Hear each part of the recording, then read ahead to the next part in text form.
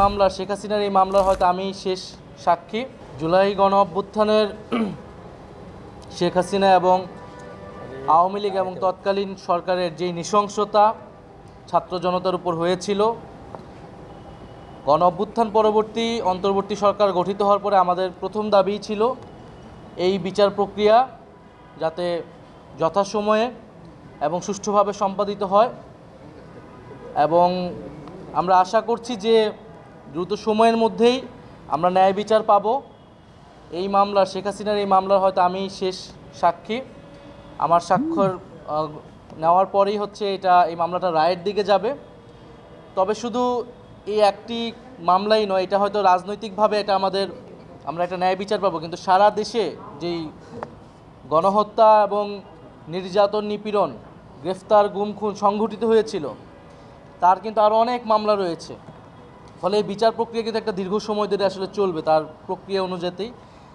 ফলে নির্বাচনের পরেও যাতে এই বিচার প্রক্রিয়া কোনোভাবেই বাধাগ্রস্ত না হয়, সেটার জন্য এই ট্রাইব্যুনাল এবং অন্যান্য যেই বিচার প্রক্রিয়া রয়েছে সাধারণ কোর্টে, সেটা যাতে অব্যাহত থাকে সেই প্রতিশ্রুতি আমাদের এই সরকারের পক্ষ থেকে, সেই একটা রোডম্যাপের দাবি আমরা জানিয়েছি, এবং সকল রাজনৈতিক দলের পক্ষ থেকেও সেই কমিটমেন্ট, তাদের সেই ইস্তিহারেও যাতে সেটা থাকে, এটা আমাদের প্রত্যাশা থাকবে, যাতে এই জুলাই গণহত্যার যে বিচার এবং গত 16 বছরে গুম সহ যে আরও নানান ফ্যাসিবাদী হত্যাকাণ্ড রয়েছে, অপরাধ রয়েছে, তার বিচার প্রক্রিয়া যাতে চলমান থাকে।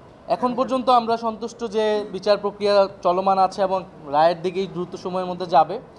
তবে আরও যে মামলাগুলো রয়েছে আমরা চাবো যে সেইটার বিচার প্রক্রিয়াও যাতে যথাযথ গুরুত্বের সাথে এগিয়ে চলে, এবং সরকার যাতে একটা সমন্বিত রোডম্যাপ সকল রাজনৈতিক দলের সাথে মিলে ঘোষণা করে নির্বাচনের আগে। শেখ হাসিনাকে ফিরে আনার বিষয়ে আমরা বরাবরই বলেছি, প্রথম থেকে বলছি, এখনও বলছি, সরকারের একটি কূটনৈতিক এবং রাজনৈতিকভাবেই সরকার এবং আন্তর্জাতিক জনমত তৈরি করে সরকারকে এই দিকে এগোতে হবে, এবং এই মামলার যদি রায় হয়ে যায় তারপরে আসলে আর কোনো অপশন থাকবে না, তাকে ফিরিয়ে এনে শাস্তি প্রদান করাই এই সরকার এবং যে কোনো সরকারের জন্য এটা একটা নৈতিক এবং আইনি দায়িত্ব থাকবে। আমরা আশা করব যে এই সরকার সেই দায়িত্ব যথাযথভাবে পালন করবে।